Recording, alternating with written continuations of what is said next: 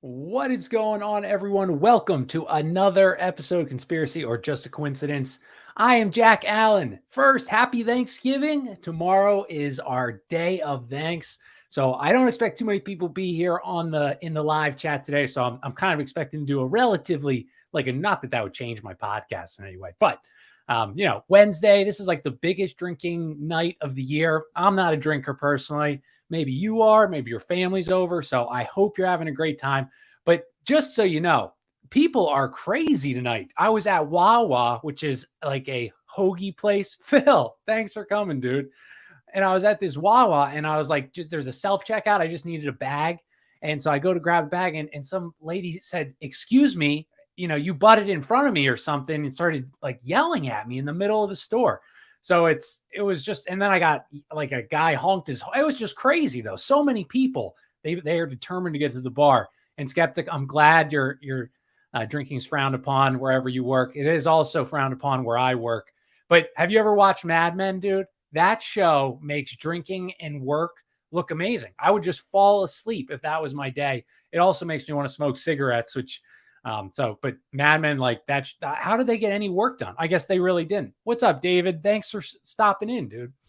So I hope you guys all have dude, Mad Men's like one of the best shows ever. I don't like it though, right when it gets to like the hippie era. I don't care. Like the last season's lame, dude. I want the 1950s Americana. I don't want the hippie era. I don't care. Everyone's made hippie movies. It's so boring.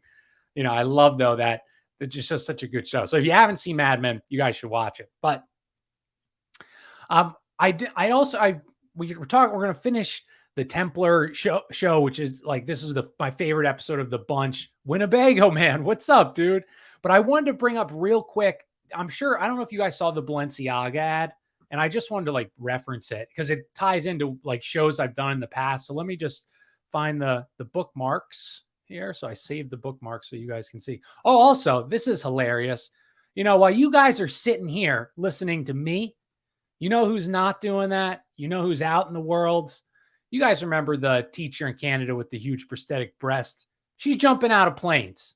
He, whatever, is jumping out of planes. So while you guys sit here listening to me, this is what she's living her life. So get out there, go do something. But and these are real photos, by the way, but I saw that before I started and I had to show it. All right. So let me just pull up this Balenciaga ad because it's crazy, dude. So Balenciaga, if you don't know, maybe you're not into designer stuff. It's like a very expensive designer. And I think they worked with Kanye as well, but they released this ad and I don't want it to turn into that Wayfair thing, like they're selling kids on Wayfair or whatever, which, wherever you stand on that, I think that was just too simple. But regardless, so like these photos, they look like nothing. But you look at this book back here, Michael Borman, his photos consist of all like kids with demons, sacrifice, cannibalism, like they're gruesome drawings. And then, so that's the Michael Borman. This is like some of the photos of it. Like they blur it out, but literally it's little kids. Just weird, dude. And that's not even the weirdest. Then another ad, and you could really dig deep into this, and I don't want to get too lost in the weeds, but this part really grabbed my attention. Was so there on the one ad photo, and there's like court documents on the table, and you can't read the whole court documents, but you can see what the case was. And it was something like Astrid versus free speech. And what is that court case? Well, I looked up what that court case, and now I just forget what it's called. But if you guys remember when I did my MK Program to Kill episodes, I talked about how in 2001, California made this rule that virtual depictions of pedophilia are legal. It is within your free speech to create a fake child and whatever, and do whatever you want to display to it on videos, disgusting things.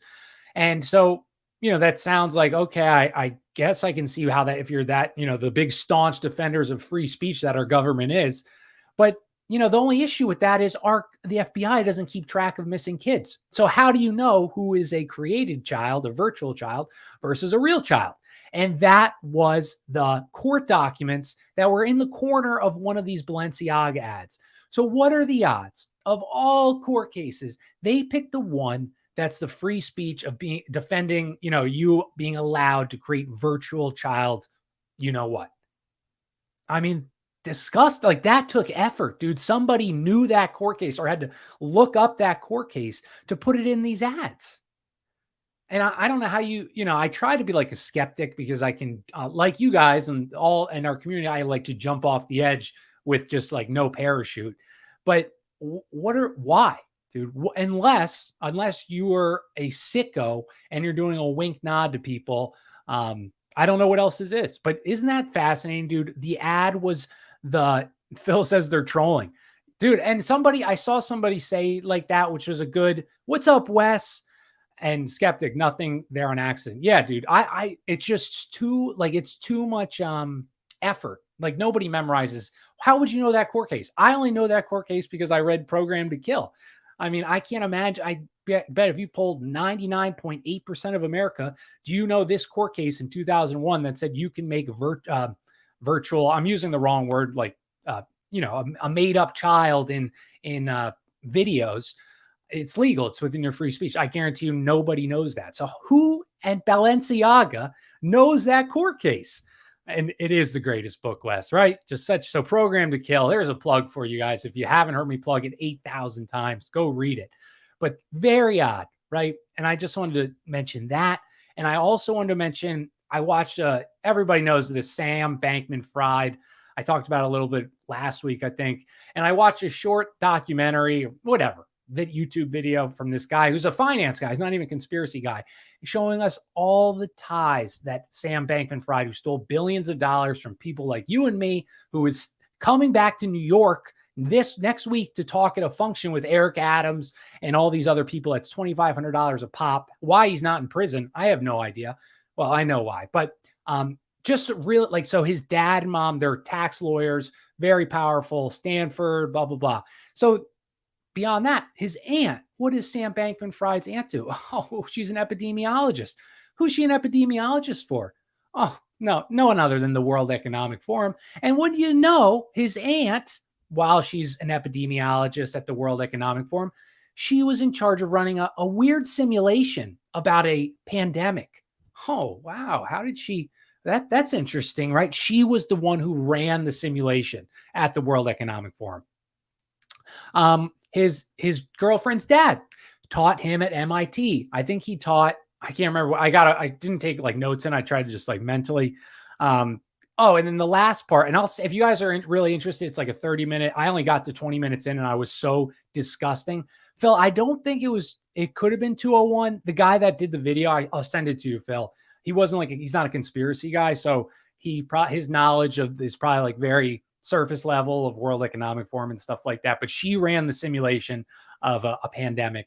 And then lastly, on the company's website, so these two companies, his girlfriend ran this Alameda and he ran this, the FTX or whatever, and it was just incestuous corruption, thievery. But there's a guy. Oh, this is good. So the guy in charge of ethics or rules or laws, whatever, at FTX, you want to know where they got this prestigious stand-up guy from? Well, he actually ran chess.com, and chess.com like 10 years ago, or not chess.com, like poker.com, whatever, poker, something. It's a big gambling site. Well, this website that he was the owner of got sued because they were using a backdoor access to see the players' hands that were playing against them on the computer so they could beat them. And then he got sued and fined for that. But, clearly we all make mistakes. Second chances are big at FTX. And he was the head of their ethics or whatever title he had. And then last thing about FTX, even weirder, there's this guy that's like chief development officer, and his name is Gary Wang.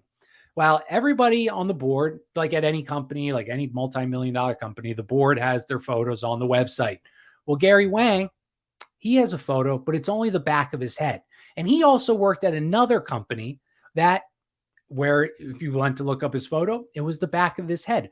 So who's Gary Wang? And now this guy, the guy who did this video, not a conspiracy guy, like I said, but what I would assume is Gary Wang probably has some ties to intelligence, and he's helped creating these scams these different companies, FTX system or whatever, so the CIA can launder money.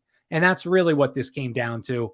The CEO, oh, here, sorry, I wasn't reading the chat. See, in charge of a restructuring plan. Basically, I've seen some effed up companies, but holy shit. And that dude worked for the Enron restructuring. Dude, Crypto Manson family. I like that. That's from Charlie Robinson. Yeah, it's just disgusting, dude. But I just saw that and I wanted to drop those. Like, I like literally stopped watching it because I was at work and it distracted me. And for 15 minutes, I got sucked in and I had to stop because it was making me like physically ill. And, don't worry. If you want to see more of Sam Bankman-Fried, he'll be speaking in New York City on next week. So, I guess crime does pay if you're working with the Democratic Party and the United States government and the CIA. He started FTX 13 days after Joe Biden took office. There's just the uncanny, conspiracy or just a coincidence. There's so many coincidences in this case that it was obviously either a DNC, RNC op or a CIA op to launder billions. I'm like starting to think, and I don't know if you guys are crypto people, but I'm starting to think, Satoshi, whatever, he created Bitcoin, and I own Bitcoin, but is this just a transfer of wealth, trying to get even more money into the people's hands or into these top players' hands? It's hard to, I don't know how you argue against that at this point. I mean, it's just been like a laundering and what's that? You know what I'm saying? It doesn't matter. All right. I just wanted to talk about those things because they were bothering me. Lord Bankman is hideous, isn't he? Yes. And he has, a very interesting videotape of him and his equally hideous wife or girlfriend. And FTX might be, yeah. So Skeptic brought up how like they have like an island in the Bahamas or this where they would have these huge orgies. And whenever I hear orgies, I immediately think secret societies because that's all they do is they're so big into orgies. But I don't know. So I'll be interested to see if he gets in trouble, or are they just going to brush this under the rug? And they can, dude. People don't. They don't care. They don't care. There's such a small percentage of the population that gives a shit that they can just kind of do whatever they want. Oh, also, if you're watching, you see. So my wife got me. Well, let me just turn around and pick it up. Got me this newspaper. So this newspaper, everyone, is from 1796. President George Washington. Oh, it's sliding. We gotta be careful. So the interest. Let me just put this away before I talk all around. Okay. I just want. Oh gosh. All right. Sorry, I just wanted to show you that. And then also I got the other USS Liberty paper right behind me hanging up. U.S. Moscow on hotline. Israelis shoot up our ship, 10 dead. And the USS Liberty, you should go look it up if you don't know what it is. From our great ally, they napalmed the deck, they machine gunned the lifeboats, but it was a case of mistaken identity. And I bet Phil or Skeptic could really give you a lot more information on that. That's all I know. But yeah, okay. So those are all the things I wanted to show. Oh, and I finished my Napoleon book, finished my Jackson book, and I'm just doing an Audible. I stop listening to podcasts. I'm just doing audiobooks because I'm always up very early with my puppy. So I just, put on the audiobook because I'm a light sleeper. So I hang out with them. So I've been cruising through them. I'm on this Habsburg book. And this almost relates to what we're talking about today. The Habsburg family, I never knew how powerful they were, or like I knew they were powerful, but I thought they were more, Central Eastern Europe. The Habsburg was the guy it was a Habsburg, King Philip of Spain, who was in charge of all the New World plundering and everything like that. And it was fascinating, dude. Like these Habsburg, and then there was a few Habsburgs. I think Maximilian might have been the one's name. I mean, that was definitely one of them name. I can't remember if that was the one. He's buddies with all these occultists. He meets John Dee. He meets Edward Kelly. He doesn't really believe them. They show him his Enochian language, his cabinet or his staff or his aides, whatever. All these magicians, literal Knights Templar, Rosicrucian magicians. And he was so balls deep into it. And so it just made me, And then last thing about the Habsburg, and then I'll really start the show. I know I'm like talking all over, but I haven't done a show in a week, so I got all these things to say. So there was a Habsburg that was running Turkey, 1850s ish, and things are kind of falling apart for the Habsburgers. They've lost, they're just losing all over. But the one guy, Franz Joseph, he's 18 when he takes over. His uncle and dad both declined the throne because there was revolutions and stuff in Turkey. And so he's been getting money, but eventually the bank shuts off because he's using government bonds. And so he tries to go to London. They can't take out a loan. And who's in charge of these loans? Meyer Amschel Rothschild. And what does he tell the guy? And I found this interesting. He tells Franz Joseph, no more loaning until you have a constitution, because he was an absolute monarch. So that makes me think, again, this just further solidifies my belief that republics, constitutional republics, are a scam created by these bankers, by these secret societies, because they know they can control the people that are going to get into power by giving them money, by giving them popularity, funds, whatever. And if you have an absolute monarch, you cannot tell them what to do. They could come steal your funds like Napoleon has done, like all these leaders had done in the past. So that isn't that amazing though? Meyer Amschel said to this Franz Joseph Habsburg, no loans until you have a constitution. And I just was like, wow, dude, wow. And so, unless, someone, maybe a normie person would be like, well, see, because you knew that's how you be free. Yes, I'm sure Meyer Amschel Rothschild is very concerned with your freedom, with the Hungarians' freedom. But okay, all right. So that was all the things I wanted to talk about. LBJ wanted the Liberty sent to the bottom. And Skeptic, I think you told me that like last episode, and I got to find out why. Yes, Phil, we got to start a book club because there's so many great minds better than mine. Pressy, what's up, dude? I'm sorry I didn't see you in there. It's been, happy Thanksgiving, all those things. All right, so let's get back. So last episodes, we talked about origins of Freemasonry, Templarism. We talked about all these different pirates, and basically, go listen to the episodes. I go in depth on like all these different pirates, Captain Morgan, Kidd, all these people. But basically, all of these pirates, these corsairs, these privateers, all these nice names given to them, they're pirates working for their respective crowns under the table. They're all part members of secret societies. And like Captain Kidd, he received an ancient map from a mysterious man, a Templar. He passed, and this is incestuous. All of these pirates and corsairs pass along this certain information. They group together, they band up, and it seems, and we're going to dig into this more, that, and I talked about the pirate flag. That's a Templar symbolism. The Templar fleet that escaped after Friday the 13th, they went in 3 locations. These became the pirates. But there's a connection here. The New World, searching for the New World, knowing it was there, they needed a way to bring it about. And yeah, dude, it's so go listen if you want to hear about these pirates and stuff like that, because I learned so much. But the show must go on. So if you didn't, you probably won't need to hear them for you to understand this. But we talked about the Rosslyn Chapel a lot. And Spherical on Twitter, if you don't follow him, go follow him. He lives 45 minutes away from Rosslyn Chapel. I told him he's got to go and like send us photos and stuff. But so you can't investigate Freemasonry and Templarism without the Rosslyn Chapel. It's a few miles south of Edinburgh. Construction began in 1446 by a Scottish noble, Sir William Sinclair.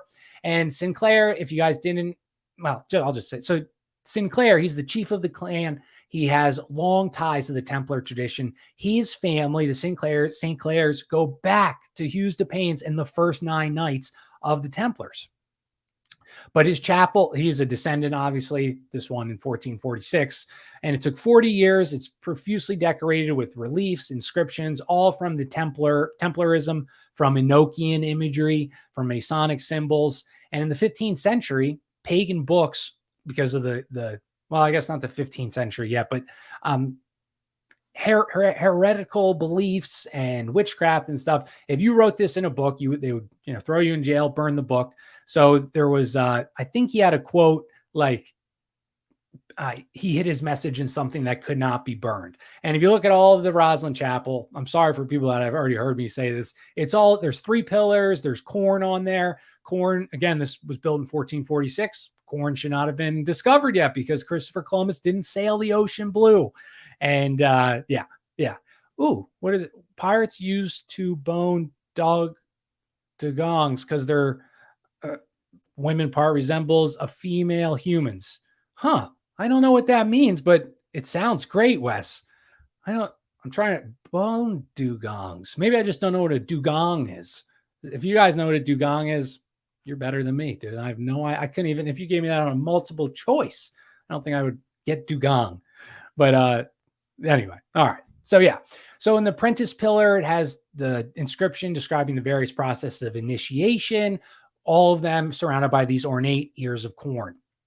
And again, this is a half century before discovery of America. And in 1583, King James of Scotland, later James I of England, appointed Shaw master of the work director of general Freemasonry. And so basically, the 1583, oh my God, Skeptic, you know everything, dude. They knew what it was. It's a sea manatee, or a manatee, a sea cow. Oh my God, dude. Used to bone dugong. Now I get it, Wes. So Wes saying pirates used to, you know what, manatees because it resembles a female. Oh my God, dude, that's disgusting. Well, the woke people would be dead. Hey, as long as it's not hurting anyone, they'd be okay with that. So, you know, you do return. When you have anarchy, people bang manatees. I guess that's what this is. This is the pattern we will eventually see. But so in 1583, the King James, he appoints a guy to be the leader of like that Freemasonry, but actual stoneworkers. And he made statutes about unsatisfactory work. And then 1599, he made veiled references to the presence of secret knowledge in the works of Freemasonry. And this is not the first king that is a member of these secret societies. I think later on, the secret societies either cozied up to the king, got him to trust them so he could overthrow them. But yeah. And how tough do you have to be to see one of those and think, that is hilarious, dude. Too funny. Dude, you're absolutely right. I don't know. How do you hop in the water? I don't know how you organize that scenario. But so like Freemasonry didn't officially begin 1717, but this King James of Scotland, he's like, everyone knows it's around. They know that, and we talked about this, that Freemasonry, they were a secret society, the actual stoneworkers, for hundreds of years. And this was for a variety of reasons. People couldn't move freely back in those days, so they had to know who was their brother. They always walked two at a time for protection. They had lodges where they would talk about how we collect fees, the type of work. Are you really a master mason? Can you really represent yourself that way? It was really just like a teachers union. And so this then, as it grows, it starts accumulating people that are non-Masons until 1717, when it's officially no Masons. Well, maybe a few, just by chance. But so in the mid 17th century, there's this guy, Elias Ashmole. He's an alchemist, occult scientist, and he reached out to all the intellectuals, all the experts, trying to get their interest into Freemasonry, like Newton, Robert Boyle, all these people. And they took the name the Invisible College with the objective of investigating esoteric knowledge and promoting exoterica. In other words, I didn't know exoterica means scientific knowledge, if you did not know. And so in 1662, Francis Bacon, possibly the love child of Edwin Drake, and the pirate, and the Virgin Queen Elizabeth, it's probably their kid. He was granted a royal charter to the college from King Charles II to continue with this invisible college. So I guess not too invisible if you're asking the king for permission, but maybe just from the general public purview, maybe. So why did these thinkers start their own version of Freemasonry?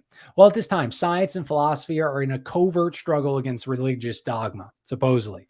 And these thinkers probably had heard about the Templars, the Masons, the Rosicrucians. They hated the church. These secret societies hated the church.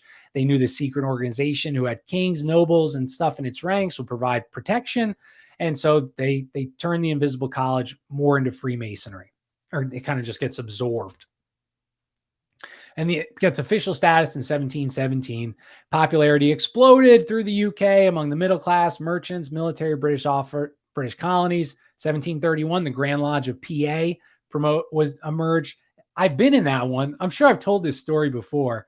Oh, it's Bacon, Shakespeare, author of King James version of the Bible. Dude, I started reading a Bacon book, but Odd Man's reading it, so I don't want to step on his toes. But I never realized how powerful of a guy Francis Bacon was. And it would not surprise me if he literally was the child of the Virgin Queen. He created Rosicrucianism. He continued the Templar tradition. He was able to morph it into Freemasonry, like we just said, which provided even more cover. So he's probably one of the most powerful occultists, or whatever you want to call him, definitely of his era, maybe of a long, long time, maybe since. But the huge lodge in Philadelphia, I've been in there with, I was very inebriated on benzodiazepines and God knows what else. So I don't remember anything, but I have a few photos of me walking around there holding the Koopa Troopa that I found on a keychain of a Koopa Troopa that I found. And I like put them on the like tables and things and would take photos with the background, or like hold them up to make them look real big. I don't know why I was doing that there. I don't even know how I got into the place, but this is what happened. So yes, so it spread everywhere. Now, the reason why Freemasonry spread everywhere was because their ideas people were searching for them for free thinking. No, it's because they needed, Francis Bacon and these other kind of people knew they needed cover. They needed a group that they could toss the dirt on, and have their real core group be hidden by this Freemasonry. We talked about the Illuminati did the same thing. They infiltrated Freemasonry. Rosicrucians, Templars, Teutonic Knights, all these groups use Freemasonry as the scapegoat. And so that is my current stance, that Freemasonry is not inherently bad. Your grandparents or whatever neighbor who are in these blue lodges, they're not doing anything crazy. They're just it's a fraternal organization that was created to just provide cover. Sorry, man. It's a tough world with drugs, dude. It's yeah. And the government, they always suck. So what can we say about that? But yeah, it's like the amount of people that are on drugs, or like prescribed drugs in this day and age, it's insane, dude. Everybody's on Xanax. Everybody's on Adderall. It's a scary time, dude. It reminds me of like Soma and Brave New World to numb the pain, probably because they know something isn't right that's going on in our world. Something should be better. They can't put their finger on it. So instead they forget about it. Okay, so many of our founding fathers were Masons. We know this. Ben Franklin, Washington. People I didn't know. Mozart was a Freemason. Frederick the Great, he really helped Freemasonry. I think that was in my Secret Societies episode. I can't remember, but he played a huge role in establishing Freemasonry. They always butted heads. Even though Freemasonry is a front, it still continued the battle with the church. And this is because Templars, which became the Rosicrucians, created Freemasonry. They hated the church ever since 1308, whatever. And that's why this continuation of hating the Catholic Church, because that people could get behind that. Even those days, they're trying to repress your knowledge, your freedom, all that stuff. The same things they say today, dude, about the church or any organization that's maybe traditional in a sense. And this isn't to say that the Catholic Church isn't a corrupt organization. And I don't know enough about it. I have like this working theory that what if maybe at a certain point it got taken over, it got infiltrated by the Templars, got infiltrated by Freemasonry. And I don't know enough, but everyone's, see, the only reason why I say that too, and I keep getting distracted, is because why is the openly hate so easy at the Catholic Church? If you see a pedophile story on Twitter, people will make a joke like, oh, imagine if it was the Catholic Church, they just hide it. If you compare the Catholic Church abuse rates with public school abuse rates, they get dwarfed by like 80 times, dude. The amount of abuse in schools is astronomical compared to the church. So why is this the focus? Is it just to ruin Christianity? Okay, I could get behind that. But why specifically the Catholic Church? There's something there, dude. Is it just because this Templars, these secret societies hate the Catholic Church from from medieval times? Or is there's something more there? Maybe they know that this Catholic Church is the I don't know. It's a working theory, but it's just weird to me. Propaganda do. Phil, what is, I know I've heard that phrase before. Is that like a movie or something? People trying to fill a shaped hole in them, sadly. Yeah, dude, that's beautiful. But yeah, so I don't know. There's just something weird. It's hard for me to accept that the Catholic Church, it's like it's a corrupt organization. It's used to launder money, all these things. I know, I've read it, but why the focus, dude? Why? So I don't know. I'm not a Catholic.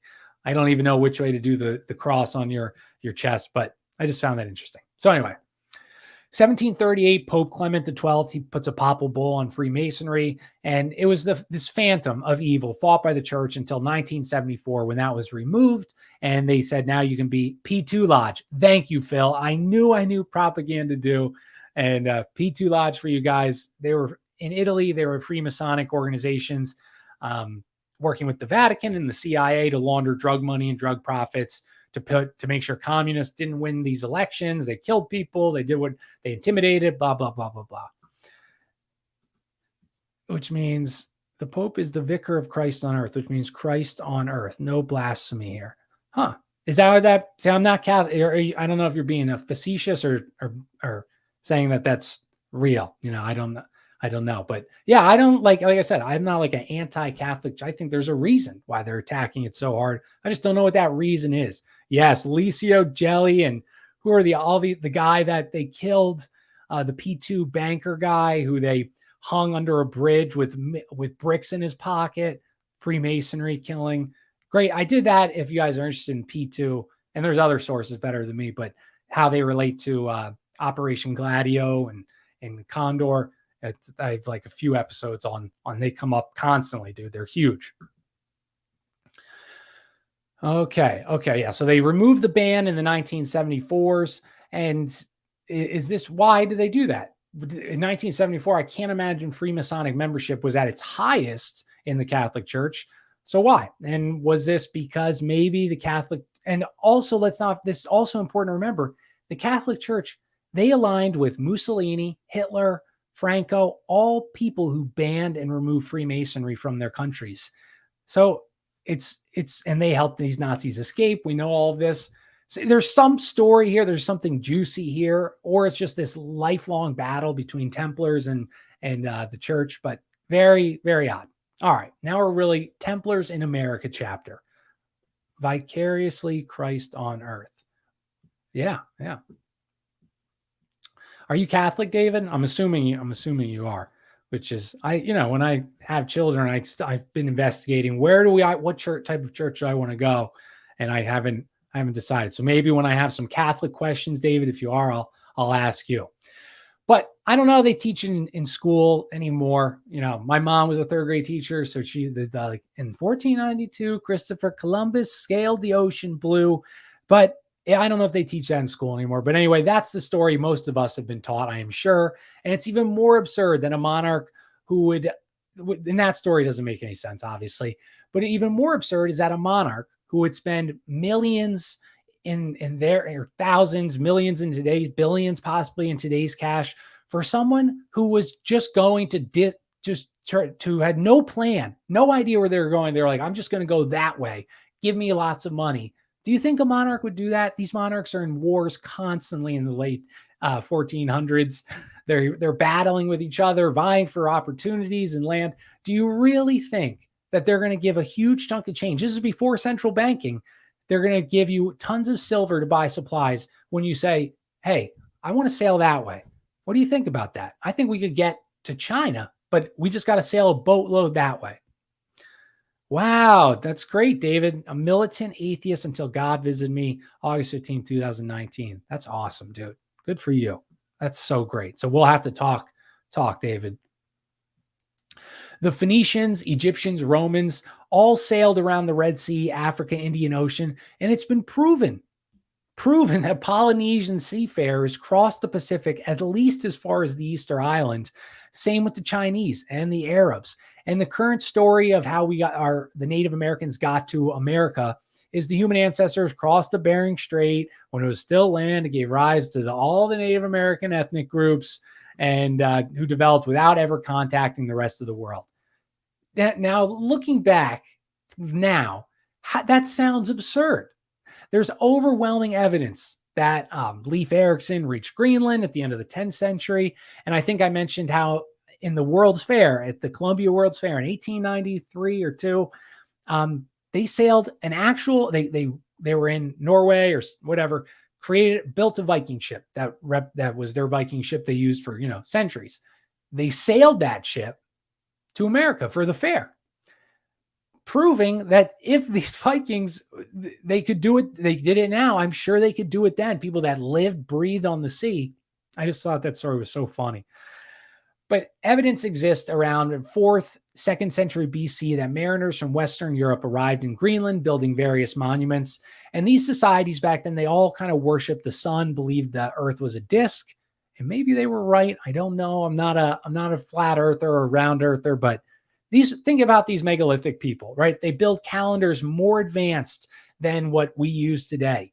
They predicted the sky and the star movements to absurd accuracy, predict meteors, blah, blah, blah. But they could do all this stuff, but they couldn't sail a boat across the ocean. They could build these beautiful structures, but they couldn't sail a boat across the ocean. I just don't, that's hard for me to believe. They want you to think that I always find that history wants us to think our ancestors were stupid. Even the ones in the so-called Dark Ages or medieval period, they were not stupid. They were brilliant, dude. They grew society and civilization to where it is today. These are amazing people. They are not stupid barbarians, and far from it.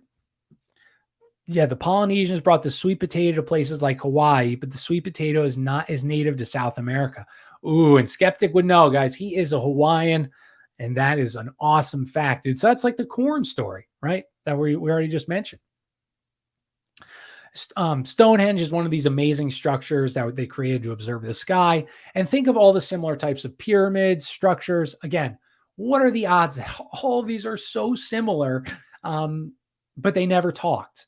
And I talked about this before, that their religions, the Canaanite religion of sacrifice, orgies, communicating with demons, it was everywhere. Like South America, the Mayans or the Incas, they're sacrificing people all the time.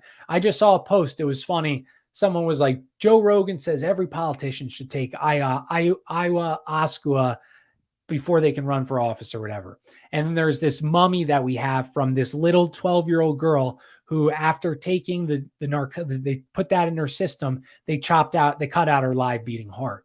And that's when they were all high on these, talking to their gods or demons. So I find it odd that all these civilizations that never met each other, they have this similar type of violent worship, their gods demanding sacrifices and death and sex. What are the odds of this again too? So they have similar structures, a similar religion, unless some group was able to travel the world and talk to them. Ooh, yeah. Navigating the stars, some could feel changes in currents by feeling the temperature of the water. Exactly. I'm not a Tartaria guy, but there are some things that just don't make sense to me. But yeah, they were just too brilliant.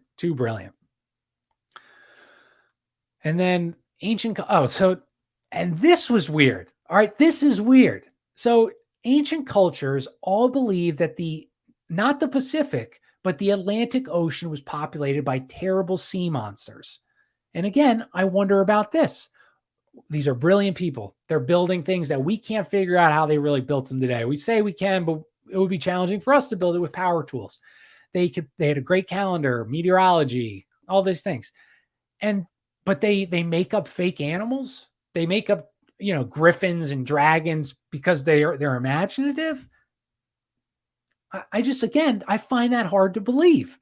Or maybe the Atlantic Ocean really did have some of these kind of sea monsters. Why is it okay to say that T-Rex roamed the earth 30 million years ago, or Brontosaurus, who was like 8,000 million pounds, but not a griffin or a dragon? No, you don't get that right. If you're saying, and you'll say the bones, the bones that have never been found, a complete set of dinosaur bones. Oh, that, so I think there's something there that's but I just found that I wondered what you guys thought. Do you think there were sea monsters in the Atlantic Ocean? I don't know. I know that sound like huge fish or jellyfish or whales or sharks. in the 1500s, 1300s, and previous? I bet there were, dude. I bet there were. And that's the crazy conspiracy moment of the day. That's me jumping off the cliff without a backpack on. Solomon. So let's get to Solomon and the Phoenician mariners. And we've done this story literally so many times. So I'm sorry if you're getting put through it. I just do it short now.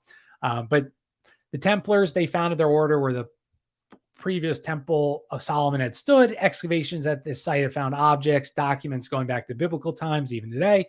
And so is it that hard to believe that they found ancient maps underneath Solomon's temple? The Phoenicians helped build the temple. That was, Hiram Abiff and King Hiram and Tyre. The Phoenicians built the Temple of Solomon. They were the seafaring people. You don't think that they hid some maps under there? I would think they did, dude. Let me just see what people said. Man, I loathe your gnome, Rogan. Not to mention that the Smithsonian has been hiding human history. Yes, like giants and things like that. So, and whale sharks are pretty impressive. I've seen them. Exactly, dude. So I think that there's more within the realm of possibility, but that's not really about the show. But if anyone can find some, we got to go out and find these sea monsters to prove this theory right. So yeah, so the Phoenicians built Temple of Solomon. Is it that hard to believe? I mean, they didn't live in hotels, they worked and lived and breathed on the site. They didn't bring their personal belongings with them. And the Book of Kings tells how Solomon went to King Hiram of Tyre, offering him a fleet of ships, and his navigators could sail the Levant, searching for the legendary ore of Ophir, famous for its riches. So this story is, if any Bible guys are in the chat, is this story I didn't look it up, in the Book of Kings? If it is, damn, I got to read it. But so 3 years went by. So Solomon, he went to King Hiram of Tyre, not to be confused with Hiram Abiff. He gives them his fleet to sail around to help, and they'll split the treasure. They worked out a deal. 3 years, they left. The Phoenicians left. 3 years, they weren't heard from. Nothing was heard until his fleet appeared in the port of Tyre with gold, silver, ivory, gems, spices, and incense. And the Bible does not explain how the Phoenicians obtained these treasures. And now historians will say Ophir is modern day Sophia of India. And this would make sense. Total sense. Yeah. All these riches, blah, blah, blah, except one thing. How does one leave the Mediterranean? Leave from the Red Sea to get to India and return via the Mediterranean? It's not there. What the Suez Canal did not exist at this time. So the only way would be to sail they go to India, then go all the way around Africa to get into the Mediterranean Sea. Or was it possible that they just sailed around the globe and like Drake did? And not to forget, Edward Drake, he was the pirate. He was working with the British. Francis Bacon is probably his son. He stole all this silver and gold from the Spanish. He knew he couldn't go back through the Atlantic because they would be waiting for him, the Spanish. So he was the first one to circumnavigate the globe. He went west, went through the Pacific to get back home to Europe. And it's supposed that the reason why he was able to do that wasn't because he was like, well, boys, let's see where this takes us. No, because he had Phoenician maps possibly given to him by John Dee, or just Phoenician maps because he was a secret society. He was a Templar, a Templar. Yeah, isn't that crazy though? Jeez, I just found this. I love this episode. It was just like fascinating to me, dude. And then Plutarch, this famous 2nd century historian, cites a document of an anonymous author that Carthaginians knew of an actual continent located great distance west of the British Isles, and the Phoenicians reached its coast, interbreeding with native populations. And this is from Plutarch. He's like a historian that everyone cites in all these things. He even said these mixed race people made fun of Europeans because they lived on a tiny little island compared to the vast continent that they had come from. And again, is that hard to believe that the Phoenicians sailed the ocean blue? They were bragged about constantly about their seafaring abilities. They were like feared by Egyptians. Century earlier, Greek historian Diodorus had written that the Carthaginians owned a great island very far off in the ocean where mountains, rivers, and natural riches ran rampant. I just made that up. He said the first part. I don't think I finished the quote. The African Guanches are very light-skinned. It's in Africa. And Portuguese were confused why they were so fair-skinned and kept written documents. No one else in Africa had written documents. Oh, I guess the Egyptians, but in this, very few, okay? Except the weird thing was they're light-skinned on Africa, and they can't read the written documents they have. So where do they get the written documents from? And sadly, we would get to examine these, but what do you know? They got burned up and destroyed. Well, that seems to happen to everything. And now I lost my spot. Dinner being they lived. Oh my gosh. Yeah. And so the people, these light-skinned Guanches, they were massacred and all their documents were burned. In 1488, a French mariner named Jean Cousin had an accident and ended up on the coast of Brazil. And it's registered in the Annals of Navigation in France. In 1488, that's 1490. What? So 4 years before Columbus, this French mariner possibly landed on Brazil. And it's, like I said, it is registered in the French nautical book, whatever you want to call it.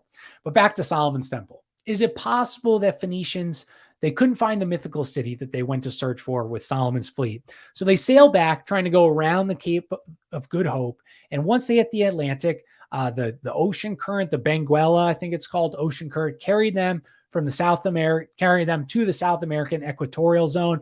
And this would make the returning trip to the Mediterranean even easier. They would just ride the Gulf Stream back.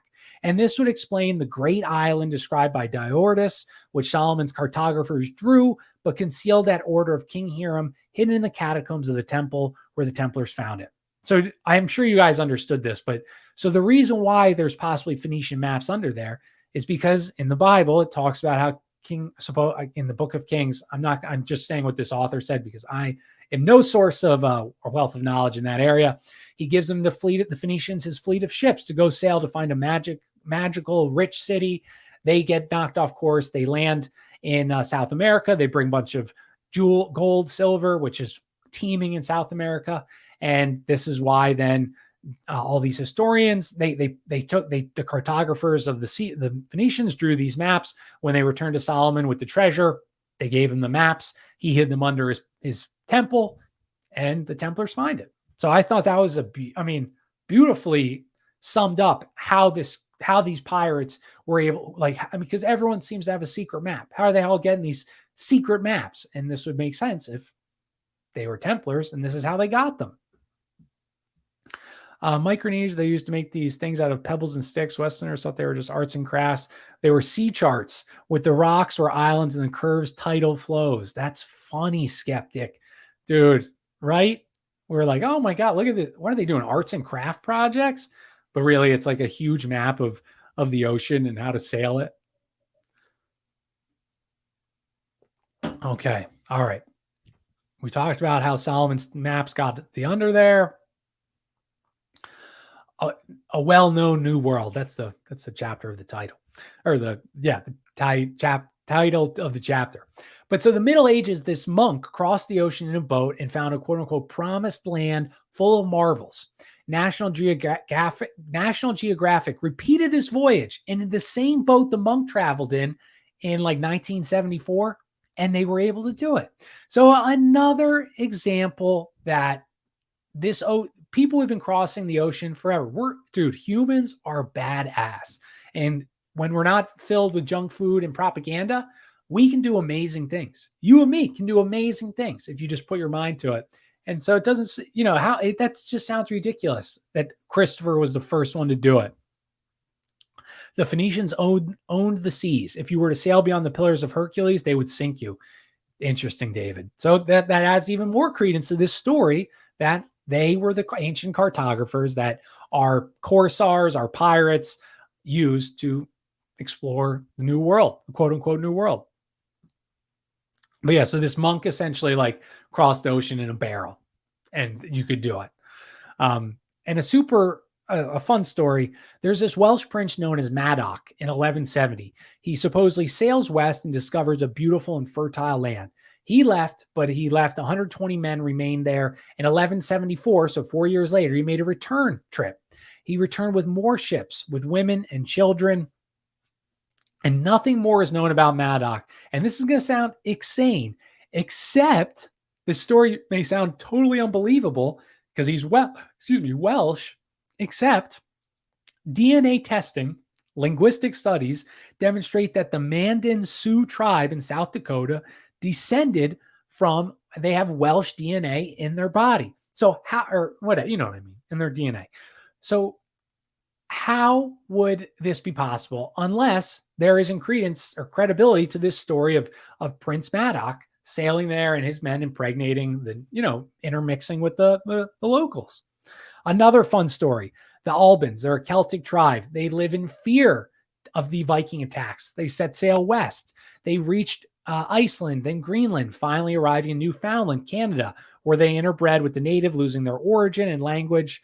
The route, this is my favorite story, and one of the last ones we'll do, just showing that, again, the ocean has been traveled upon many times.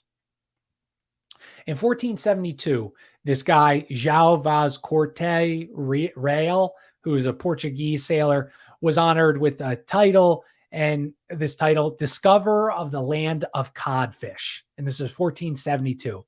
Where is cod heavily founded? Well, in Newfoundland, in Canada. And the natives called this fish bacala, and they were it was so abundant, it hindered the movement of European fishing vessels.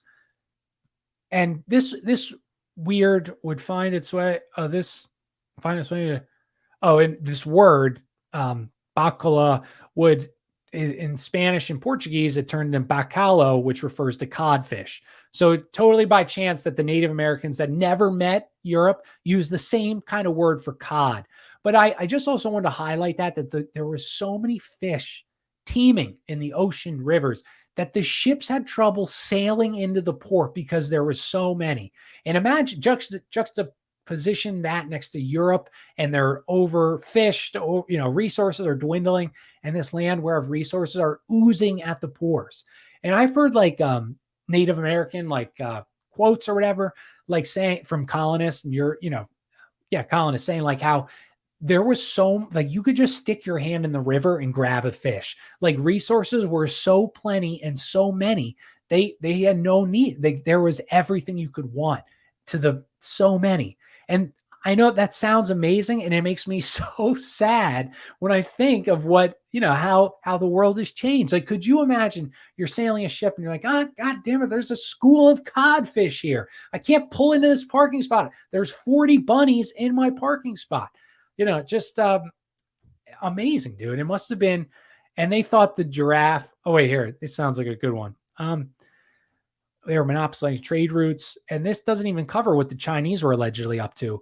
Admiral Zheng He and Ming treasure fleets. Ooh, damn, skeptic. You got to send us some resources on that. Because no, this book doesn't go.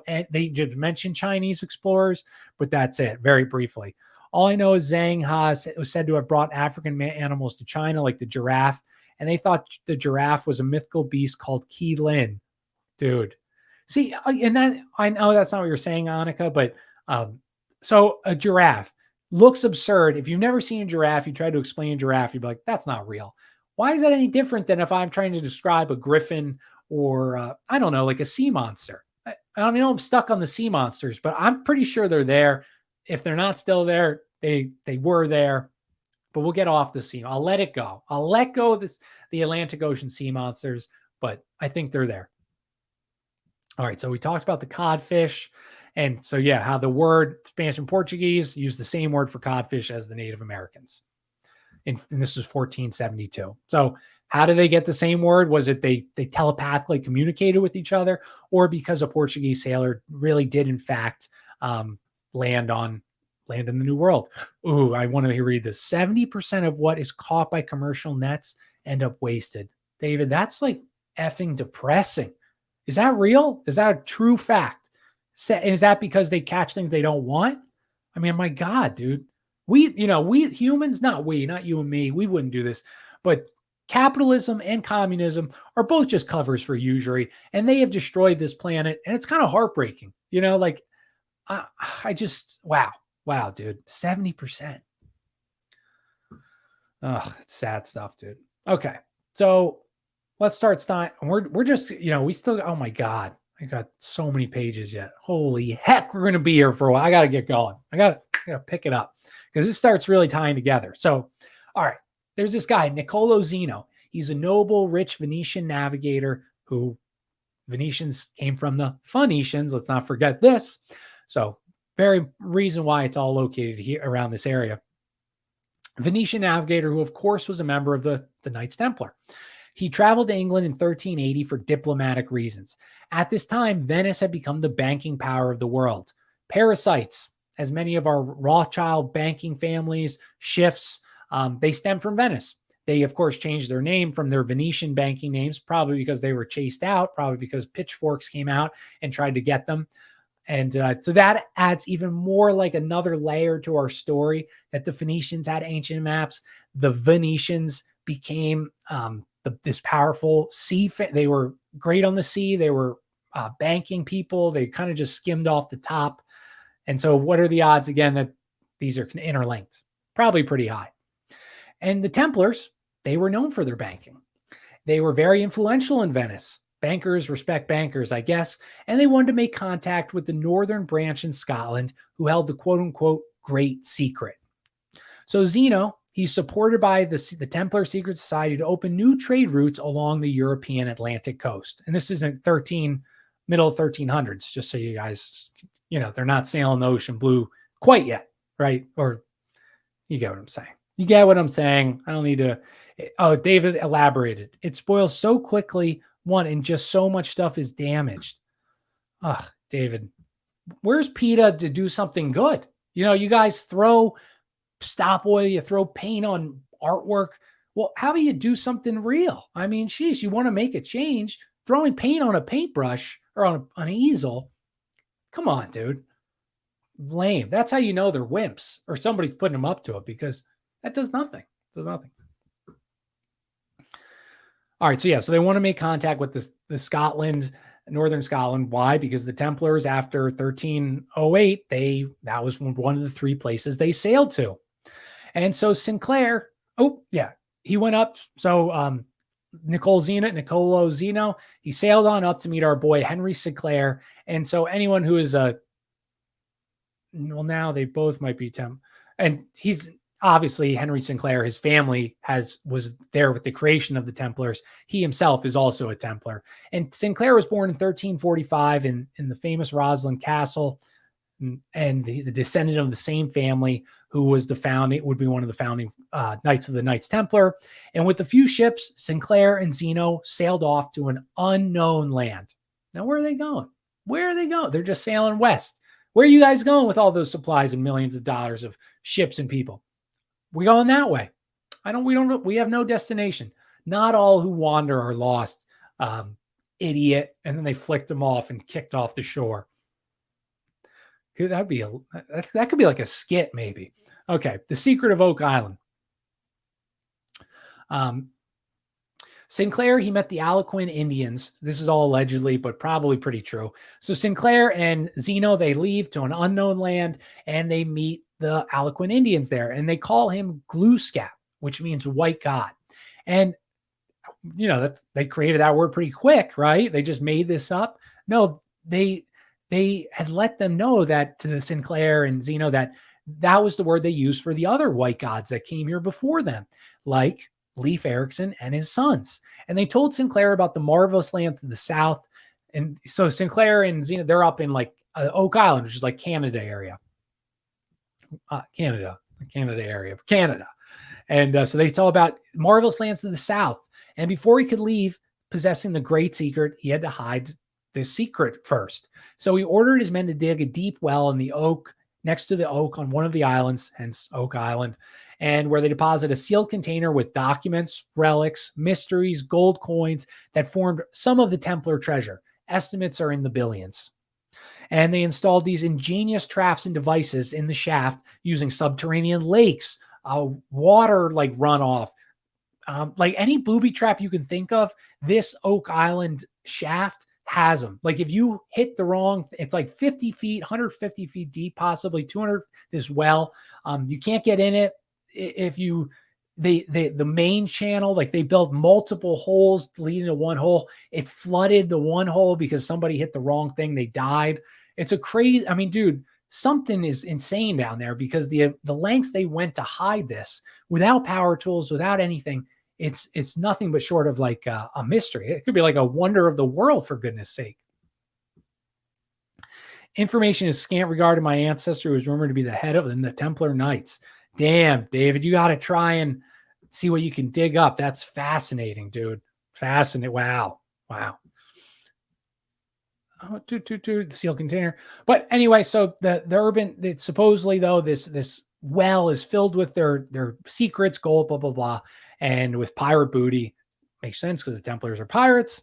So Zeno dies in 1395, leaving notes, cartographical drawings of the voyages that he and his brother had taken with Henry Sinclair. And so Zeno had a brother that went Sinclair. And these were compiled and passed down to family members. Carlo, Admiral of Venice, he kept this in his family archive, not realizing the importance, the stories of fantastic travels, they were forgotten. And for more than a century and a half, the documents were destroyed by humidity and rodents. And so in 1558, a descendant of the same Zeno family, so almost 200 years later, discovered this archive, many which crumbled when he touched, but saved what he could and published and made it into a book. Carlo Zeno was accused of publishing apocryphal documents based on info from Columbus and Vespucci. So people or modern historians will say, no, he plagiarized, copywrote, stole their ideas, stole their diaries, whatever. But this doesn't make sense because at this time, no European has gotten as far north as the coast of New England and Nova Scotia. They weren't explored until 1612. So why did Zeno have maps, notes, evidence, whatever, of a land that was in the New World, which we had gotten to, but we never went up that far? So tell me that. How did he steal that from Columbus, who probably landed in like the Caribbean? Because they went before. That's the answer. It was more hypothetical. Oak Island is some Indiana Jones level insane. Have you guys ever watched Oak Island? What's The Curse of Oak Island? It was on the History Channel. I stopped watching it a long time ago, but it was fascinating, dude. Like, again, who dug this tunnel, this well? Who booby trapped? Something's there, right? You don't just make a booby trapped well if you're like putting your bank, your life savings in there. No, you do something special is in there. And Zeno's writing, he talks about the motivation for his ancestors and Sinclair's voyages, mentions about Norman fishermen who got blown off course and landed there, traveling with a tribe who owned books in Latin, but they could not read. And Norman fishermen, Normans were the Vikings. And Leif Erikson, we talked about, he had been in the New World. These were pagan worshipers, probably met up with the Gnostic Templars at some point, or these secret societies. So the Vikings, Knights Templar, pirates, they're all linked, whether it's through beliefs, whether it's through ancestry, whether it's whatever may have you, this new world, the knowledge of the new world, they're all linked very closely. And he talks about the fertile land, the good rivers, the beauty. Sinclair wanted to stay when he went. And was this because this is the final mission of the Templars, to create this new Jerusalem, this world where they can practice their Gnostic, pagan, demon-worshipping religion without worrying about the Catholic Church finding them? And among the Zeno brothers' documents, there is a map, which says it's a copy of a Viking navigator or mysterious cartographer. Just, our history is so well hidden from us. And it's crazy. Like this, we said the Smithsonian. It looks like some good stuff in the chat. Lives at sea. It took scientists over 15 years to find a new tuna brown breed of chimp in a small spot of the Congo. Point is, people think they know everything, but that's out there. We discovered very little. Love it. There is an ancient Ogham script carved into the stone on Turkey Mountain in Tulsa, Oklahoma. Viking stuff. Yes, and I heard that also in Minnesota, David. There's ruins on this rock, and maybe I'm thinking of your story, the Oklahoma one. But yeah. So the Templars, Vikings, they're all linked. So recap. Sinclair hid the great secret of the Templars, that these maps, treasure, everything they found under Solomon's temple from the Phoenicians. Sinclair, his family started it. they was one of the locations they went when the Templars were kicked out of France. So he had all these and hid all these documents in a deep well on the coast of Nova Scotia. And many people heard about this legend. Many people they found swords, coins, etc., like Spanish coins and things like that wouldn't make sense. It doesn't make sense unless they were put there by pirates or whatever in a very old time. It doesn't work how they got there. You know who else was looking? And this really piqued my interest. Guess who else was trying to find the treasure on Oak Island? He was a president, FDR, probably before he lost his legs, I guess, or couldn't walk that well. That's a bad joke, but he's a scumbag. So what does it matter? But yeah, he was up there digging in the Oak Island treasure.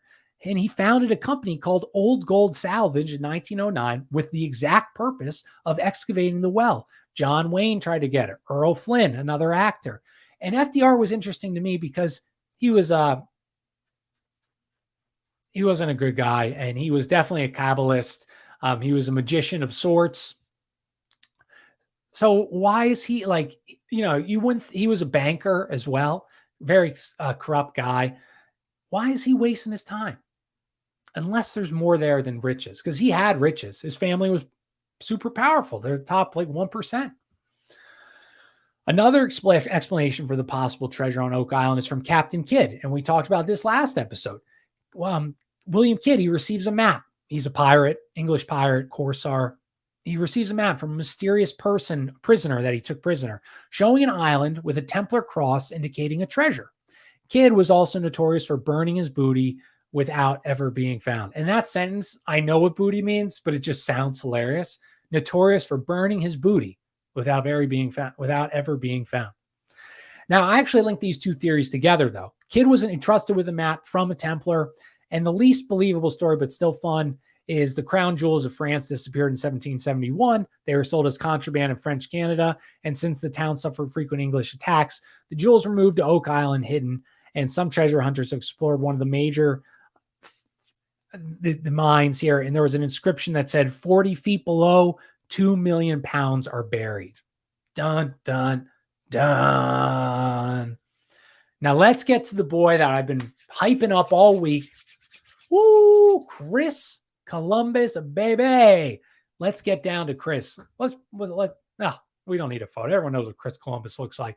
But this is what the whole show's been leading up to, this guy. Who is he? All right, so let's find out. Who is Chris Columbus? Here's the lame story. Here's the history story that doesn't make any sense. He's a Genoese mariner. Humble origin, claimed the earth was round while everyone said it was flat. Oh, you're stupid, Chris. The world's not round. And he said, I'll prove you guys all wrong, kings and queens that could have me killed at any moment. I'll prove you idiots wrong.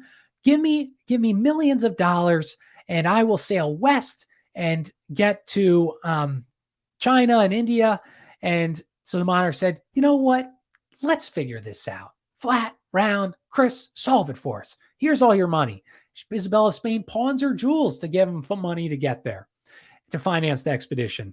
And then Christopher Columbus would die poor and forgotten. So literally none of this story is remotely true. Greeks, Romans, medieval astrologers, friends, Romans, countrymen, medieval astrologers guessed the earth was round. And this was accepted widespread among the educated people in the 15th century. Now, again, do I believe that? Is the earth round? I don't know yet. I'm not smart enough to do physics. So it feels like it's not moving. I don't feel like I'm moving, but I never took physics. I was good at algebra until geometry. So I'm the worst person to ask. But yeah, so people knew it was round at this time. And now some people were toying with the idea of getting to China and India by going west. But the terrible storms, the sea monsters made it difficult to get a crew because they were terrified of the sea monsters. I just find that so funny. When I was at school, they told me America was named after Amerigo Vespucci. That's a lie. Federico changed his name. Hilarious, David. And I was told that too, dude. I was told that too. We know more than the history teachers that taught us at this point. But yeah, so you couldn't get a crew together because they were all afraid of the sea monsters. So again, these are smart people. They are making journeys with a wooden ship in a crazy ocean, but they won't go because of the sea monsters. They were there. There's a huge octopus somewhere in that ocean for a while. And Columbus, he was not Genoese. He was not from a humble, or he was Genoese. I don't know why I said that part wasn't real, but he was Genoese. He was not from a poor family, and no jewels were sold. He also knew exactly where he was going. And no one actually knows who Columbus really was. The name was an occultic alias. For one, he's supposedly Italian, right? He didn't speak a lick of Italian. More likely, he was like a French pirate or a Jewish cartographer or one of the Cathars. And here are some big questions. How did the son, this is why this story doesn't work. How did the son of a humble family receive a high education and rub shoulders with aristocracy when in the 15th century, class rank, whatever, was so big, you would never marry outside your rank. You would never talk down. If you were upper nobles, you hung out with nobles. If you were a peasant, you hung out with peasants.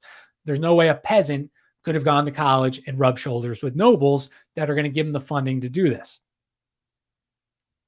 Also, if he was a sailor with neither title nor fortune, how is he able to marry a young Portuguese woman of high lineage? And wait till we get to her. Why did he present himself as Colombo? Christopher Colombo. In Italian, that means dove, symbol of the Holy Ghost. Also, totally by chance, the dove is used heavily in Templar symbolism. Also, there was a French pirate in this exact time named Columba. Did he just steal the name? Is it the same guy? Why did he decorate the sails of his ships with open-armed cross of the Templars? And let's just keep going, guys. We're going to just destroy Christopher Columbus here. Is it merely a coincidence? This was huge. When I read this, I yelled to my wife, I said, oh my God. Is it a coincidence? What year did he sail? 1492 from Spain. Now, what happened in Spain in 1492? Does anybody know? Well, the Jewish people were kicked out of Spain in 1492. Is it merely coincidence that his expedition began 2 days after this edict came through? What men were willing to face these legendary perils of the ocean? Or was the staff filled with exiled Jewish people who had no other option? Or was his staff all Templars? Those are the two options. There's no way that it was, he couldn't, none of these people could get a crew together for hundreds of years. Why do you think Christopher Columbus was so lucky to do it? It's either because he was a Templar or because he had the exiled Jewish people joined his ship.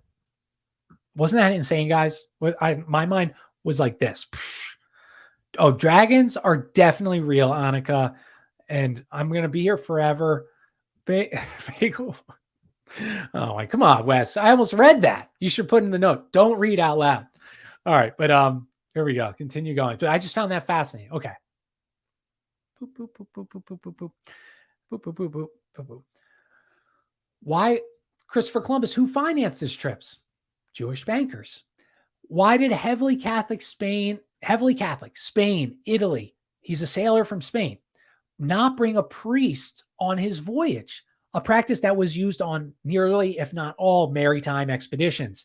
If he thought he reached Mongolia or India, why did he take possession of these lands in the name of Spain? He knew he didn't land. He knew where he landed. And let's find some answers to some of these questions. The effects of Spain's, it's definitely real. I believe in dragons way more than I believe in dinos. The effects of Spain's discovery of a new world minimized the importance of Portugal in the age of discoveries. First, real quick, dragons are every culture talks about dragons. None of them has ever dug up a dinosaur bone. The Bible talks about dragons. King or St. George or someone, he slayed a dragon in like the 13th century, 14th century. Again, these people were smart. They weren't idiots. How would he fake that? Would he just kill a big old lizard and say this was a dragon? All right, so we talked about the effects of Spain, minimizing the importance of Portugal. So Portugal actually added more knowledge of the world, of sailing knowledge to the world than any other nation, including Spain. But you only think of Spain when you think of exploration. And we talked about the Templar and their fleet leaving France Friday the 13th. One went to Scotland with Sinclair and Robert the Bruce. Another went to Viking Norman leader in Sicily. And the third went to Portugal, ruled by King Dionyso. Now, King Dionyso, by chance, was also a Templar. And he, who's had a Templar in Portugal, has had a Templar presence back to the 12th century in Portugal. In 1147, King Alfonso, he beats the Moors out of Libsyn, and the Templars were at their highest prestige at this point. They had fought along his side. The order stayed with the sovereign to defend his new frontiers, while the Cistercian monks eradicated the Muslim and Jewish influence from his subjects. Against the wishes of the Templars, he expelled the Muslims and Jewish people from Portugal. Again, prove that the Templars, they work. It's when, the Kabbalism, Templarism, I've told you this over and over again. These Abrahamic religions, they're used as cover. So when this guy says that Templars worked with Jewish people, it's not all of them. It's these same, just like Christians have these Gnostic fake Templars who are not really Christian, every religion has them. And they're working together because they all have the same goal of Golden Age, Atlantis-like area, blah, blah, blah, blah, blah.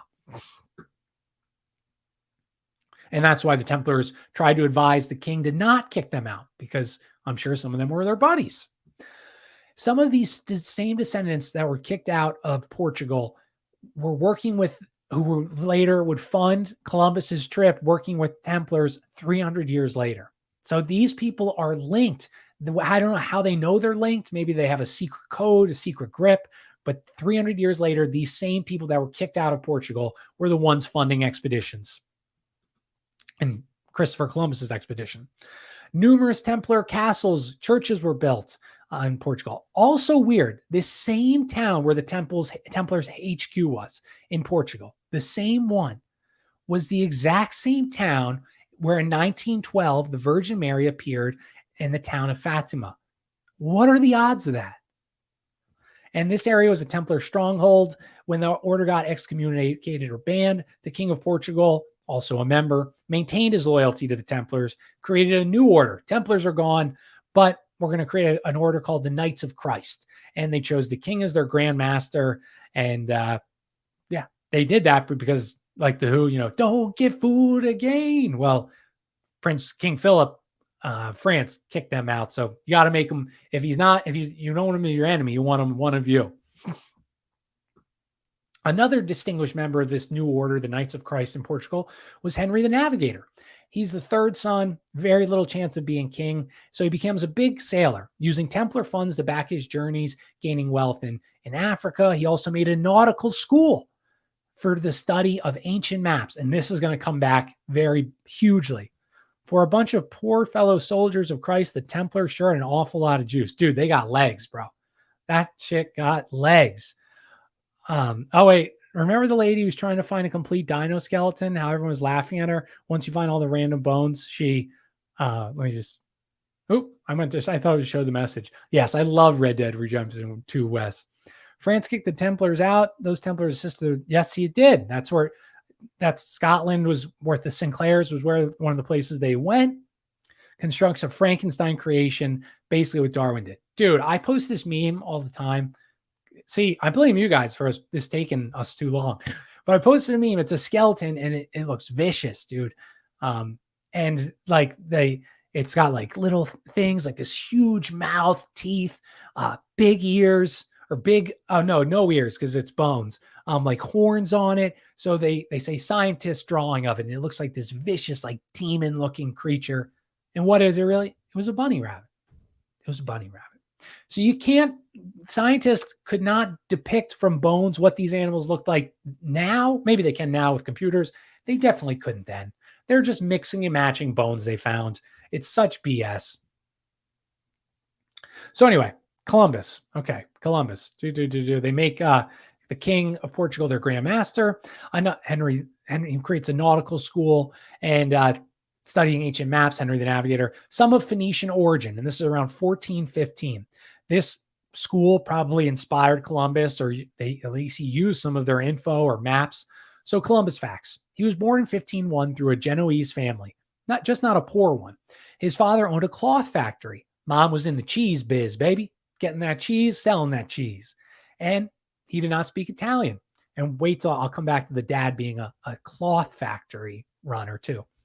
But in 18, he went to the service with a French pirate, also was in a battle between Genoese and the Turks. He eventually gets sunk on a ship by the same French pirate that he started becoming a pirate with. And so he had to swim back to Portugal. And this is where Columbus met the Temple, because he's only 18, 19, 20 at this time. So the young sailor, he was 25, good looking. He's a bad boy. He's like our drug dealer, but he's a pirate then. So cool guy. They make movies about drug dealers. They make movies about pirates too. It's just a similar aura, vibe. Young girls like the bad boy image. So he attracted Philippa Peristello. She is the daughter of a prestigious Libson family. They married in 1479. Now, remember, I think I said this is going to be important. Philippa was a descendant of a guy named Bartholomew Peristrello, a mariner who totally by chance was a Genoese like Columbus, who was also a member of the Knights Templar. And where did Bart work? Oh, no, none other than the Prince Henry the Navigator's nautical school. And the Zeno brothers that sold with Sinclair, he sold with the two Zeno brothers back in 1419. It's like it's like the SBF FTX scandal. Everyone's connected. So do you want me to do that again? So Zeno and Sinclair, they were sailing earlier. They got to Newfoundland, came back. They buried the treasure in Oak Island. Few years, Henry the Navigator, he starts a nautical school. Columbus's wife's dad works at the nautical school. Columbus randomly by chance marries an upper class lady with no back, unless he was rich, but the story is he's not rich. So all these people are linked. What links them together? Pirates, maps, and the Templars. Darwin got caught outright for creating falsities, even admitted some. Absolutely, dude. Darwin. I think he was a Freemason too, wasn't he, Wes? So yeah, she was a descendant. Bart worked at the Navigator School, sailed with the Templar brothers. The government island of Porto Santo, which was conquered by the two brothers, and Bart was then assigned to the Peristello family. They planted sugarcane and began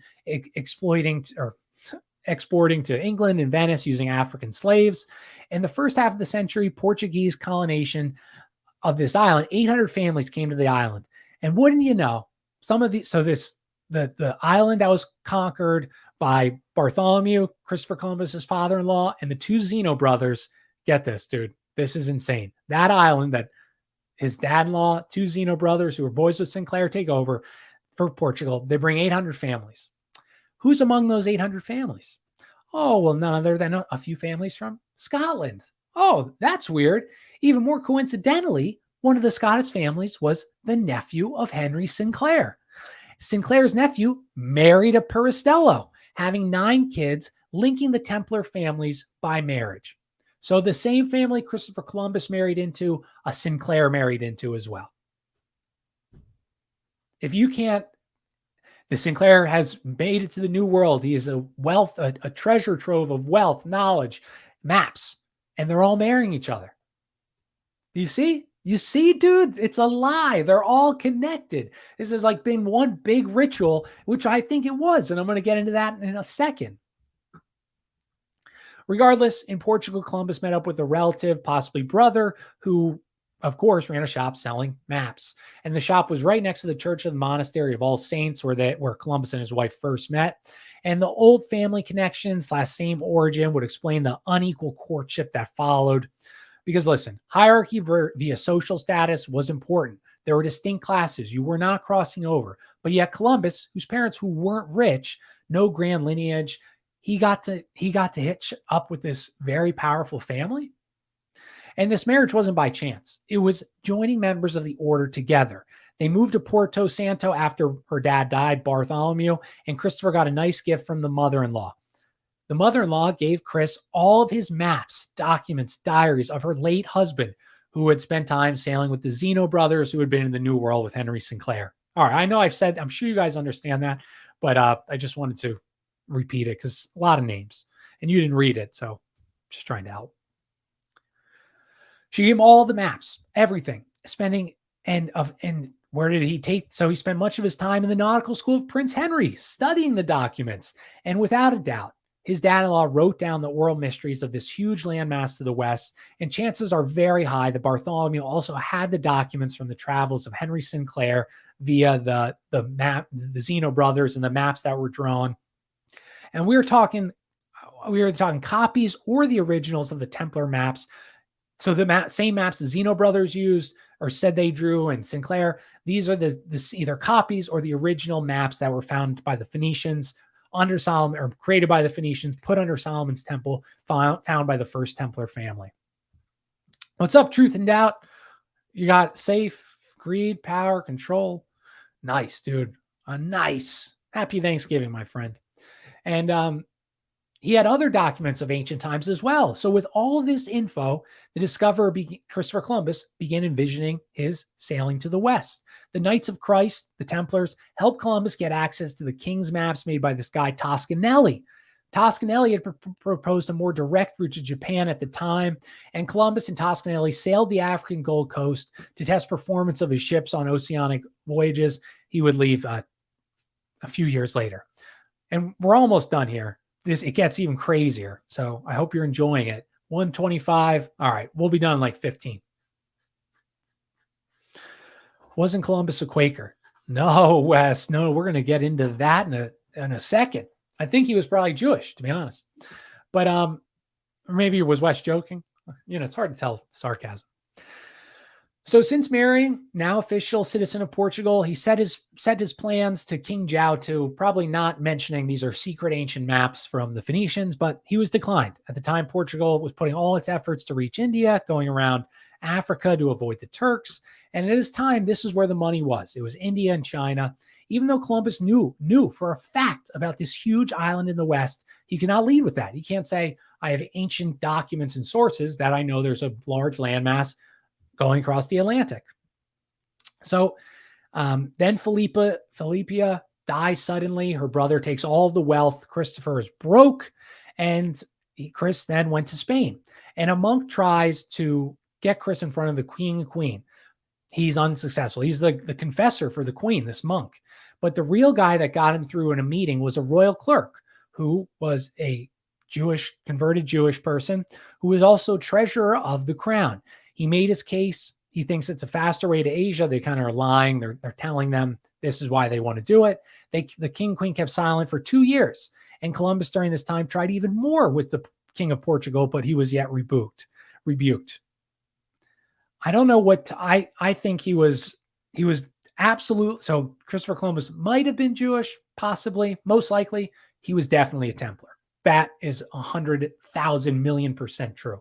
And see, that's why, again, I say this. It's not about religion. The Templars are evil sons of bitches. They were doing usury in medieval Europe when it's banned in the Bible. And they amassed huge amounts of wealth. They were central bankers of the day. This is not a religious thing. Religion's just a cover. It's a mask they pull off underneath. You got Templars or Kabbalists or Sufis, whatever it may be. Okay, so this gets even crazier. So Chris had contacts in Genoa, and he convinced a Jewish banker, Francesco Pinello, to finance the voyage, not only for a high return on investment, but a land that Jewish families could settle on safe from persecution. Remember, Christopher Columbus left 2 days after Spain kicked out all the Jewish people of Spain, or put the rule you had to leave. And the prosecuted people, they wished every year on Yom Kippur, or whichever holiday, that the next year they'd be able to celebrate in the promised land. They even tried to buy the Israel from the Turks, but he refused to sell this part of Palestine. So the Jewish leaders decided that the promised land could be anywhere they could live in peace. They were going to build a new Jerusalem. Now, who else wanted a new Jerusalem-like era? Called Atlantis. Oh, the Templars and Rosicrucians. So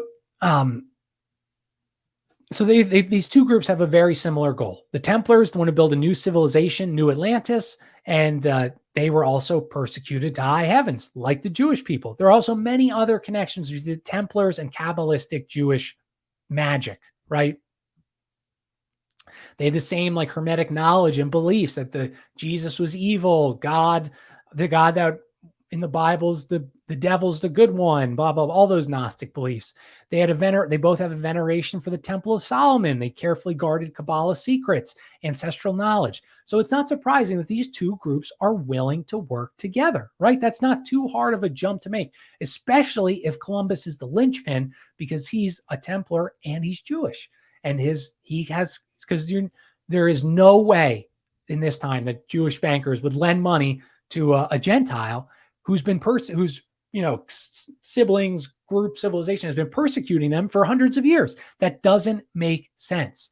Ooh, David, I did not hear that. And thanks, Wes. I'm glad you thought it's interesting. If I get to teach the great Wes something, or he gets, I'm thrilled because Wes is the man with the knowledge, dude. So now maybe you're wondering, could Columbus have been a Jewish Templar?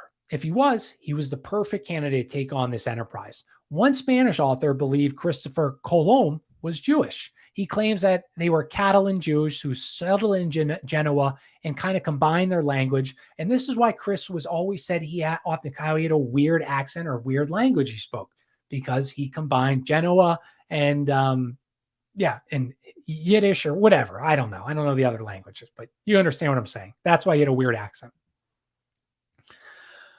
He also adds that Chris was a glutton. He wasn't loyal to any monarch. He was rootless.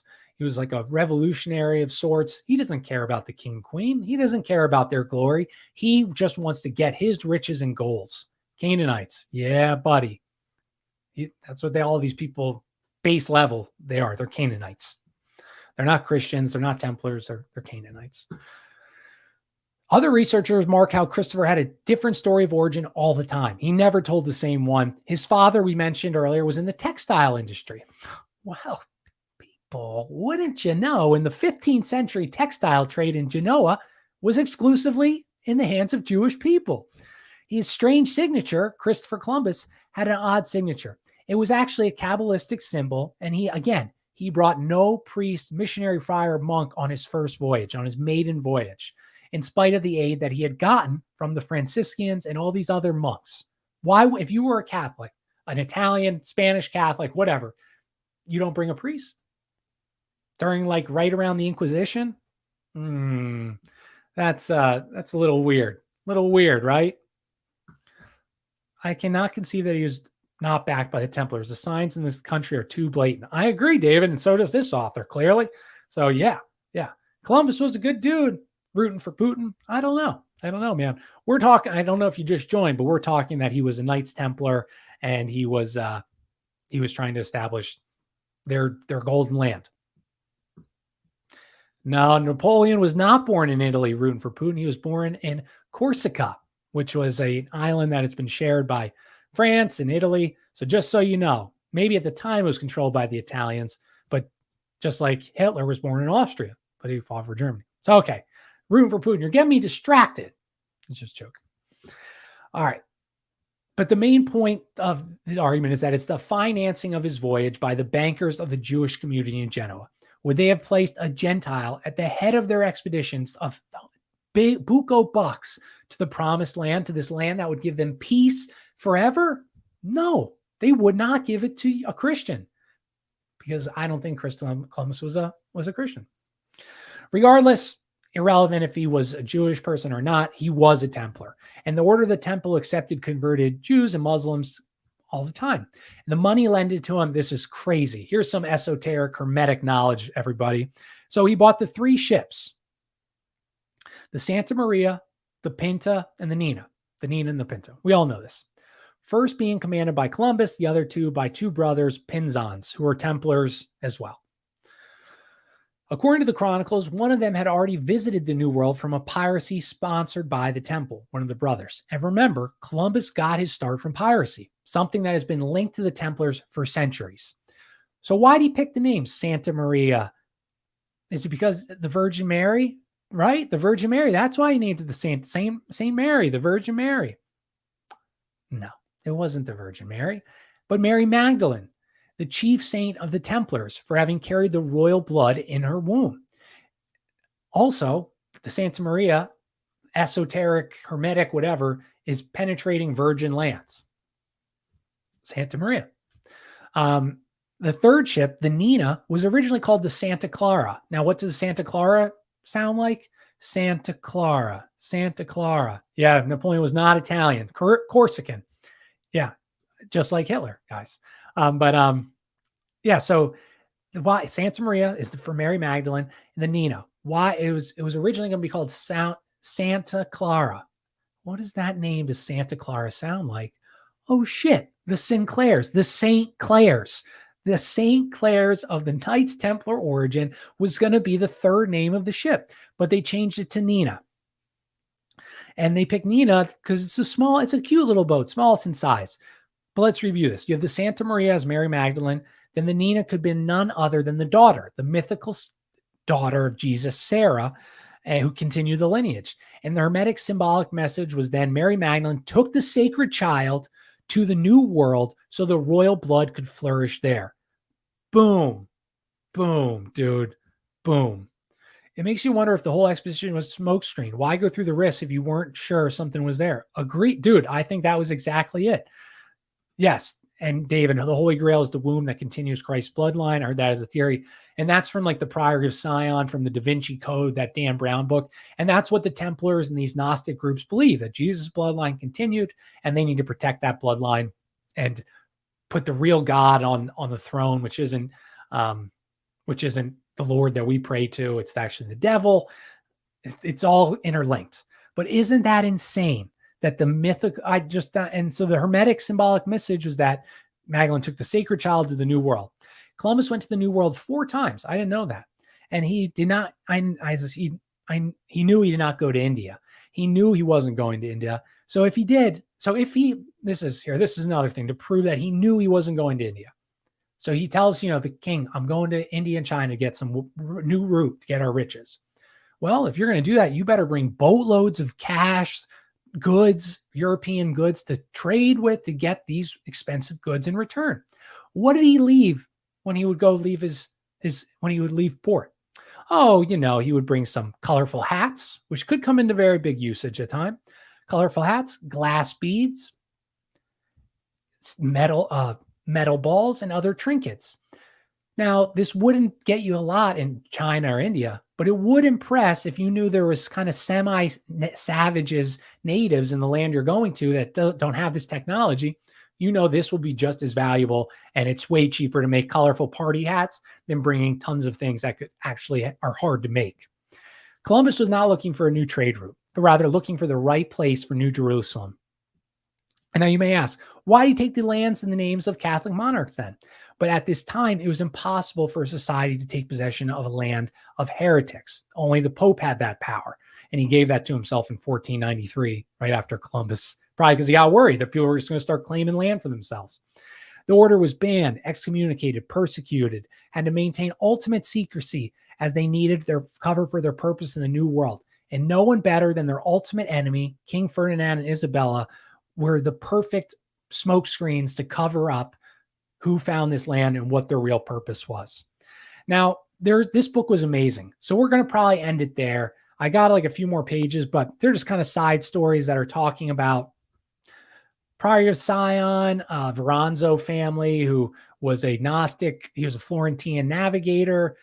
His house was built on Roman ruins, which had been on Etruscan ruins. They were Templars, Gnostics, Kabbalists, and it flourished. The Renaissance happened in Florence, where Gnosticism had exploded under secret, because this was the Inquisition. But Florence was full of artists, very wealthy families, the Medici families, and a lot of these powerful families at this time in Florence were Kabbalistic and Gnostic, Canaanite, and yeah.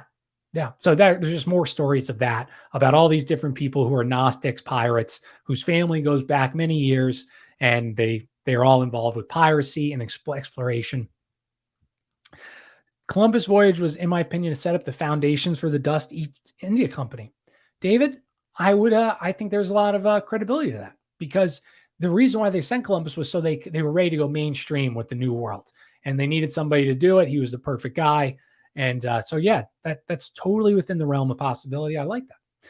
So that's the show, guys. I hope you liked it. So big news here before you go. I will be on Tinfoil Hat. I made it. My dream. December 21st. Probably talking about this, but I'll see if I read a new book before then that I'd rather do on the show. And Nick Hinton is back. He's coming on Monday. He confirmed with me. He's going to be joining Kojak Monday at 8:30. So I hope to see you guys there. Think of some good questions because he's one of those brilliant minds that I envy. I wish I had that gene or that ability. But so I'm super excited for that Monday. And go follow me at Kojak Podcast. Always play it. It seems no surprise Hollywood is a Gnostic meaning. Dude. That's something I learned recently too, that Gnosticism, Kabbalism, Canaanite, it's really this thing that ties bankers, war, death, violence, degeneracy all together. But yeah, go follow me at Kojak Podcast. And guys, thank you. You have 14 of you guys came to watch me tonight. Wow, guys, thank you. I know this is a big night, so nice of you. I hope you have a wonderful Thanksgiving. We have so much to be thankful for. Our community alone is something that my wife talks constantly about. Gentleman Skeptic and what's up, Carl? And other guys.